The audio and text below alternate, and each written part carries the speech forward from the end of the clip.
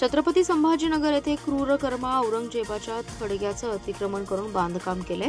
जिल्हा प्रशासनाने हे बांधकाम उखडून अरबी समुद्रात फेकावं आणि उदात्तीकरण थांबवावं या मागणीसाठी हिंदू एकता आंदोलनाच्या वतीने जिल्हाधिकारी कार्यालयासमोर निदर्शने करण्यात आली आहेत। प्रशासनाने तातडीने बेकायदेशीर बांधकाम न काढल्यास छत्रपती संभाजीनगर येथे जाऊन तीव्र आंदोलन करू असा इशारा माजी आमदार नितीन शिंदे यांनी दिलाय।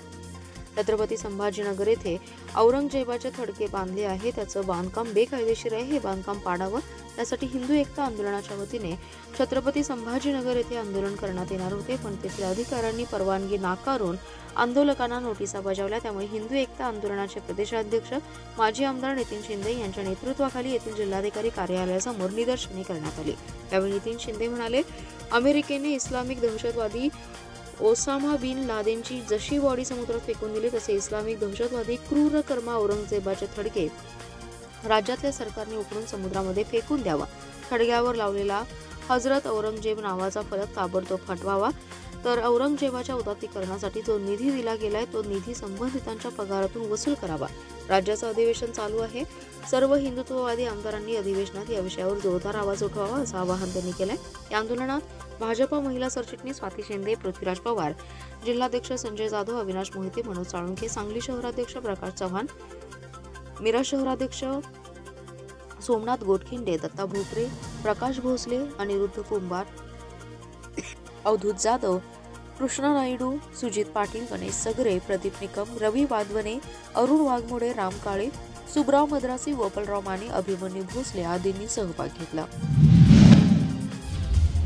जिल्हा मध्यवर्ती सहकारी बँकेत 4 बड्या नेत्यांशी संबंधित साखर कारखान्यांकडे तब्बल 550 कोटी रुपयांचं कर्ज थकीत आहे। के नॅग्रो, वसंतदादा, महांकाली आणि माणगंगा साखर कारखान्याचा समावेश आहे। खासदार विशाल पाटील यांच्या संबंधित वसंतदादा कारखाना, वसंतदादा इरिगेटर्स, स्वप्नपती साखर कारखाना आणि सह्याद्री मोटर्स या संस्थांकडे तब्बल 190 कोटी, तर भाजपाचे नेते माजी आमदार पृथ्वीराज देशमुख यांच्या के नॅग्रो कारखान्याकडे 250 कोटी रुपयांची थकबाकी आहे। जिल्हा बँकेने मार्चच्या कर्ज वसुलीसाठी बँकेचे अध्यक्ष मानसिंगराव नाईक, मुख्य कार्यकारी अधिकारी शिवाजीराव वाघ आणि संचालक मंडळाने कर्ज वसुलीवर जोर देत शेती कर्जासह बिगर शेती कर्जाच्या वसुलीला प्राधान्य दिले। जिल्हा बँकेची बिगर शेती संस्थांकडे सुमारे 1000 कोटींपेक्षा जास्त थकबाकी आहे। विशेष म्हणजे यात जिल्ह्यातील बड्या नेत्यांशी संबंधित साखर कारखाने, सूतगिरण्या आणि अन्य सहकारी संस्थांचा समावेश आहे। यातील काही नेते जिल्हा बँकेतही संचालक आहे। थकबाकीदार संस्थांवर वसुलीसाठी कायदेशीर कारवाई सुरू केली आहे। 4 साखर कारखान्यांकडे जिल्हा बँकेचे तब्बल 550 कोटी रुपये थकीत आहेत। खासदार विशाल पाटील यांचा वसंतदादा कारखाना, माजी आमदार पृथ्वीराज देशमुख यांचा के नॅग्रो, जिल्हा बँकेच्या संचालिका अनिता सगरे यांचा महांकाली व माजी आमदार राजेंद्रांना देशमुख यांच्याशी संबंधित माणगंगा साखर कारखान्यांचा समावेश आहे। कर्ज वसुलीसाठी या 4ही कारखान्यांची मालमत्ता जिल्हा बँकेने सिक्युरिटायझेशन ऍक्ट अंतर्गत ताब्यात घेतले। यातील काहींचा लिलाव काढण्यात आला होता, पण त्याला प्रतिसाद मिळाला नाहीये। के नॅग्रो कारखान्याकडे तब्बल 250 कोटी रुपये थकीत आहेत। या कारखान्याची थकबाकी वसुलीसाठी कंपनी लवादासमोर प्रकरण असून 7 सामान्य हप्त्यात कर्ज फेडण्याची तयारी कारखान्याची आहे। याबाबतचा लवादाही अंतिम निर्णय झालेला नाही। मिरजेतील डॉक्टर बाबासाहेब आंबेडकर उद्यानाच्या पाठीमागे गांजा विक्रीसाठी आलेल्या तरुणांच्या मुसक्या अवलनात पोलिसांना यश आले। या तरुणाकडून 3 किलो वजनाचा आणि 75,000 रुपये किमतीचा गांजा जप्त करण्यात आलाय। मिरज गांधी पोलीस ठाण्याच्या पथकाने सदरची कारवाई केली आहे। या प्रकरणी मिरजेतील चांद कॉलनी परिसरात राहणाऱ्या विशाल भारत देवकुळे याला अटक केली आहे। जिल्ह्यात सध्या नशामुक्ती अभियान सुरू आहे। या अनुषंगाने अंमली पदार्थांची विक्री करणाऱ्यांवर कारवाई करण्यात येते। काही दिवसांपूर्वी महात्मा गांधी पोलीस ठाण्याच्या हद्दीत गांजा आणि नशेचे इंजेक्शन विक्री करणाऱ्यांवर कारवाई करण्यात आली होती। सहाय्यक पोलीस निरीक्षक संदीप शिंदे यांच्या पथकाला माहिती मिळाली की संशयित विशाल देवकुळे आंबेडकर उद्यानाच्या पाठीमागे असलेल्या रोडवर गांजा विक्री करण्यासाठी येणाऱ्या मिळालेल्या माहितीनुसार गुन्हे प्रकटीकरण शाखेने त्या ठिकाणी सापळा लावला असता संशयित देवकुळे हा त्या ठिकाणी आला। त्याला ताब्यात घेऊन तपासणी केली असता त्याच्याजवळ उग्र वासाचा गांजा मिळाला। त्याच्याकडे कसून चौकशी केली असता तो मिरजेत किरकोळ स्वरूपात गांजा विक्री करण्यासाठी आल्याचं सांगितलं। यावेळी त्याच्याकडून 3 किलो आणि 75,000 रुपये किमतीचा गांजा जप्त करण्यात आलाय। दरम्यान नशामुक्त भारत अभियानाच्या अनुषंगाने अंमली पदार्थ विक्री तसेच वितरण करणाऱ्यांवर जास्तीत जास्त प्रभावी कारवाई करून नशेखोरीच्या अवैध व्यवसायाचा समूळ बिमोड करण्याच्या उपाययोजना राबवण्यात येत आहेत। नागरिकांनी अंमली पदार्थांबाबत माहिती देण्याचं आवाहन सांगली पोलीस निरीक्षक संदीप शिंदे यांनी केलं। धर्मवीर छत्रपती संभाजी महाराज बलिदान दिनाच्या निमित्ताने शिराळा भुईकोट किल्ला येथे धर्मवीर छत्रपती संभाजी महाराज यांच्या भव्य अशा 7,000 स्क्वेअर फुटाची रांगोळी काढण्यात आली आहे। आज 11 पासून 16 मार्च पर्यंत रांगोळी सर्वांच्यासाठी पाहण्यास खुली राहणार आहे। शिराळा येथील भुईकोट किल्ल्यास ऐतिहासिक महत्त्व आहे। याच ठिकाणी छत्रपती संभाजी महाराजांना सोडवण्याचा एकमेव प्रयत्न झाला। या ठिकाणी संभाजी महाराज यांचे भव्य स्मारक महायुती सरकारच्या माध्यमातून आमदार सत्यजित देशमुख यांच्या प्रयत्नातून मार्गी लागेल। शिराळ्यासह शिराळा पंचक्रोशीतील हजारो मावळ्यांची आणि जनतेची ही मागणी पूर्ण होईल। शिराळ्यातील ऐतिहासिक भुईकोट किल्ल्यावरती भव्य दिव्य रांगोळी रेखाटण्यात आली। अशा पद्धतीने शिराळा आणि सांगली जिल्ह्यात पहिल्यांदाच ही रांगोळी रेखाटण्यात आली आहे। ही रांगोळी कांदे येथील रांगोळी कलाकार सुनील कुंभार यांनी रेखाटली आहे। आज 11 पासून 16 मार्च पर्यंत रांगोळी सर्वांच्यासाठी पाहण्यास खुली राहणार आहे, तर याचा लाभ घ्यावा आणि तो सर्वांनी घ्यावा असं आवाहन संयोजकांच्या वतीने करण्यात आले। ही रांगोळी 7,000 स्क्वेअर फुटाची असून त्यासाठी सुमारे 1.5 टन रांगोळीचा वापर करण्यात आला। यासाठी त्यांना 35 तास लागले असून 18 प्रकारच्या रंगांचा यामध्ये वापर करण्यात आला आहे। सांगली जिल्हा मध्यवर्ती सहकारी बँकेच्या कालावधीत संचालक मंडळाने केलेल्या कामकाजामध्ये मोठा भ्रष्टाचार झाल्याने आणि चालू असलेली चौकशी थांबवल्याने या संदर्भात आमदार सदाभाऊ खोत यांनी आज सभागृहात लक्षवेधी भूमिका मांडली आहे। सहकार मंत्र्यांनी सकारात्मक उत्तर देत कलम 88 नुसार सुरू असलेल्या चौकशीला जैसे थे आदेशचा स्टे उठवण्यात आलाय। बँकेच्या चौकशी दरम्यान जे दोषी असतील त्यांच्यावर कारवाई करणार असल्याचे सांगण्यात आले। सांगली जिल्हा मध्यवर्ती सहकारी बँकेच्या कालावधीत संचालक मंडळाने केलेल्या कामकाजामध्ये मोठा भ्रष्टाचार झाल्याने सरकारी विभागाकडून छत्रीकर यांच्या अध्यक्षतेखाली चौकशी समिती गठीत करण्यात आली। चौकशी अहवालात अपहार झाल्याचं निदर्शनास आल्यानंतर 83 चौकशी सुरू करण्यात आली। त्या चौकशीत 50,57,00,000चा अपहार झाल्याचं निदर्शनास आलं। त्यानंतर कलम 88 नुसार चौकशी सुरू केली, परंतु कलम 88 नुसार चौकशी करताना कलम 83 मधील 21 मुद्दे वगळण्यात आले। ते मुद्दे कलम 79 खाली घेण्यात आले। ते 21 मुद्द्यांमध्ये जवळपास 100 कोटींचा अपहार झाला होता। तत्कालीन बँकेच्या संचालक मंडळाने सहकार मंत्र्यांकडे अपील केलं। त्यानंतर 88 नुसार सुरू असलेल्या चौकशीला सहकार मंत्र्यांनी जैसेचे आदेश दिला। या बँकेमध्ये नोकर भरतीत देखील मोठा भ्रष्टाचार झाला होता। त्याचप्रमाणे माणगंगा साखर कारखाना, बाबासाहेब देशमुख सूतगिरण, जत साखर कारखाना या संस्था नियमबाह्य पद्धतीने मोठा अपहार करून बँकेने आपल्या ताब्यात घेतल्या। या घोटाळ्यासंदर्भात आज विधान परिषदेत लक्षवेधी भूमिका मांडली। त्यानुसार कलम 88 नुसार सुरू असलेल्या चौकशीवरील स्टे उठवून ती चौकशी पुन्हा सुरू करणार का, या संबंधित चौकशी पूर्ण होईपर्यंत सध्याचे संचालक मंडळ बरखास्त करून त्यावर प्रशासक नेमणार का, पूर्वी झालेल्या नोकर भरतीत मोठा भ्रष्टाचार झालाय त्याची चौकशी करणार का, अशा पद्धतीने लक्षवेधी प्रश्न दरम्यान उपस्थित केले। सहकार मंत्र्यांनी सकारात्मक उत्तर देत कलम 88 नुसार सुरू असलेल्या चौकशीला जो जैसे थे आदेश देण्यात आला होता तो स्टे उठवण्यात आल्याचं सांगून बँकेच्या चौकशी दरम्यान जे दोषी असतील त्यांच्यावर कारवाई करणार असल्याचं सांगितलं।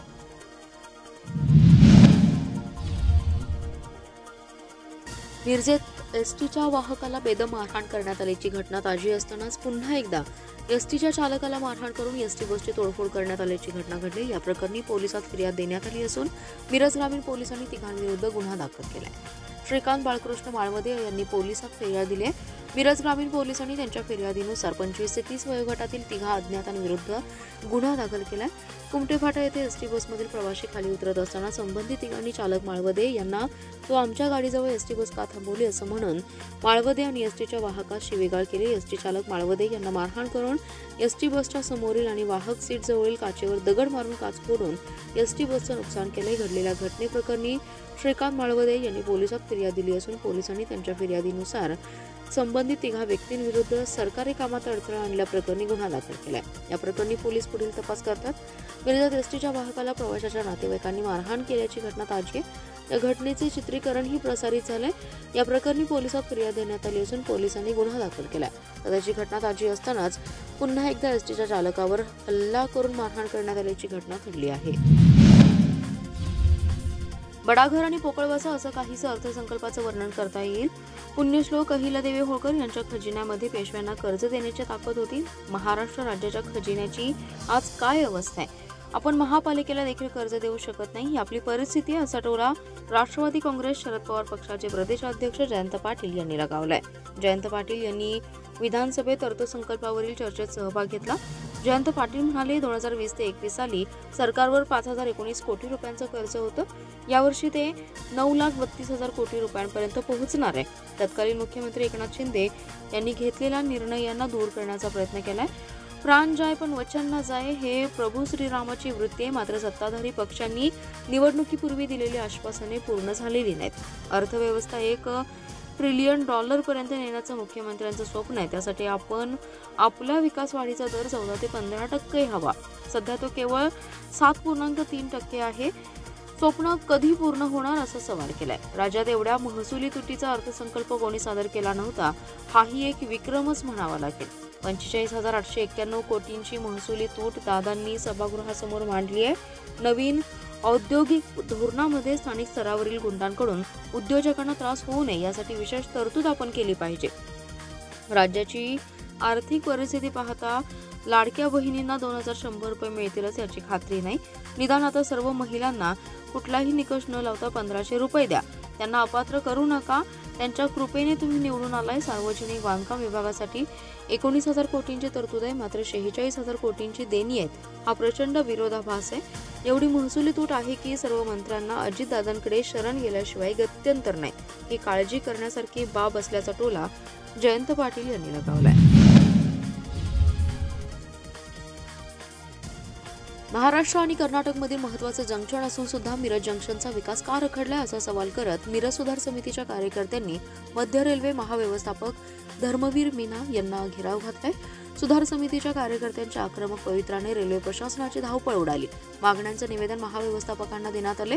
मध्य रेल्वेचे महाव्यवस्थापक धर्मवीर मीना हे मिरज कोल्हापूर प्रशिक्षण दौऱ्यावर आले असता मिरज सुधार समितीचे ॲडव्होकेट ए काझी, अध्यक्ष राकेश तामगावे, जहीर मुजावर, नरेश सातपुते, सलीम खतीब, तौफिक देवगिरी, शब्बीर बेंगलोरे, वसीम सय्यद, अभिजित दानेकर आदी सदस्यांनी महाव्यवस्थापकांना भेटण्यासाठी गेले असता रेल्वे सुरक्षा कर्मचाऱ्यांनी त्यांना रोखण्याचा प्रयत्न केला. आक्रमक झालेल्या कार्यकर्त्यांनी महाव्यवस्थापकांना घेराव घालत बेळगाव, हुबळी, कोल्हापूर रेल्वे स्थानकांचा विकास होतो, मग मिरजेचा विकास का खुंटलाय असा सवाल केला. मिरजेत पिटलाईनचं काम पूर्ण झालं असताना पुणे स्थानकाच्या गाड्या मिरजपर्यंत विस्तार करण्याची मागणी केली. तसेच कोरोना काळात बंद केलेल्या Kolhapur Solapur express, Miraj Bellary express, Kolhapur Hyderabad express सुरू करण्याची आणि मिरज परळी या गाडीला पूर्वीप्रमाणे रेग्युलर पॅसेंजर बोगी आणि स्लीपर बोगी बसवण्याची मागणी केली आहे. महाव्यवस्थापकांनी स्थानिक रेल्वे अधिकाऱ्यांना चांगलं झापलं. काम तात्काळ सुरू करण्याचे आदेश दिले. मिरज मॉडेल स्टेशन संदर्भात प्रक्रिया सुरू करण्यात आल्याची माहिती व्यवस्थापक धर्मवीर मीना यांनी कार्यकर्त्यांना दिली.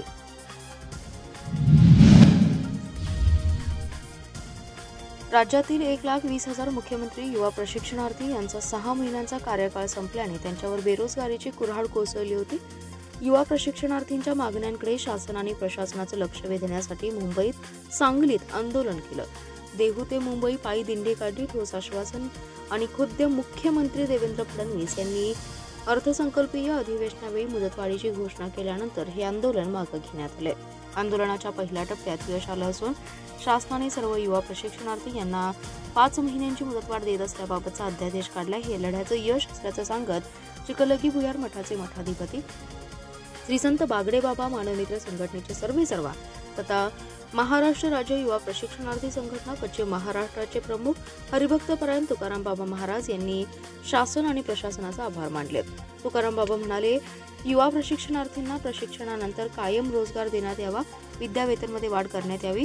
विद्यावेतन नियमित आणि वेळेवर देण्यात यावं. सेवा वेतन लागू करावे यांसह अन्य मागण्यांसाठी देहू ते मुंबई मंत्रालय पायी दिंडी काढली. राज्याचे रोजगार हमी व फलोत्पादन मंत्री भरत गोगावले यांनी आमच्या मागण्या शासन दरबारी पोहोचवण्यात सिंहाचा वाटा उचलला. मंत्रिमंडळाच्या बैठकीत त्यांनी आपण उभा केलेल्या लढ्यासंदर्भात युवा प्रशिक्षणार्थींच्या मागण्यांविषयी सकारात्मक चर्चा घडवून आणली. मुख्यमंत्री फडणवीस यांनी सभागृहात या संदर्भात घोषणा केल्यानंतरच आंदोलन मागे घेण्यात आले. शासनाने मुदतवाढ दिल्याने युवा प्रशिक्षणार्थींच्या लढ्याला पूर्ण यश मिळालेलं नाही. युवा प्रशिक्षणार्थींच्या हाताला काम द्यावं ही आमची मागणी आहे. येत्या 16 मार्चला सकाळी 9 वाजता चिकलगी भुयार मठ येथे युवा प्रशिक्षणार्थी यांची बैठक मेळावा आयोजित करण्यात आलाय. त्याला कितपत प्रतिसाद मिळतो युवा प्रशिक्षणार्थी यांचं मत जाणून घेतल्यानंतर पुढील दिशा ठरवण्यात येणार असल्याचे तुकाराम बाबा यांनी सांगितले. महापालिका क्षेत्रातील अनेक भागात ड्रेनेजची व्यवस्था नसताना त्यांना कर लावला गेलाय. तसेच उपयोगिता कर याबाबत शासनाचे मार्गदर्शन घेण्याचा निर्णय महापालिकेच्या 2 सदस्यीय घरपट्टी समितीने घेतलाय. तसेच भाडेकरूंच्या घरपट्टीबाबत इतर महापालिकेकडून कशी आकारणी केली जाते याचं मार्गदर्शन देखील समितीकडून मागवण्यात येणार आहे. येत्या महिन्यात याचा अहवाल पालकमंत्री चंद्रकांतदादा पाटील यांच्याकडे सादर केला जाणार आहे. महापालिका प्रशासनाने सांगली, मिरज आणि कुप्पड शहरातील मालमत्ताधारकांना कर मूल्यांकनाच्या नोटिसा दिल्या आहेत. मालमत्ताधारकांची मोठी करवाढ झाली, त्यावरून आंदोलने सुरू झाल्याने पालकमंत्री चंद्रकांतदादा पाटील यांनी वाढीव घरपट्टीबाबत 2 सदस्यीय समितीची नेमणूक केली. यामध्ये महापालिकेचे उपायुक्त आकाश डोईफोडे आणि जिल्हाधिकारी कार्यालयातील दादासाहेब कांबळे यांचा समावेश आहे.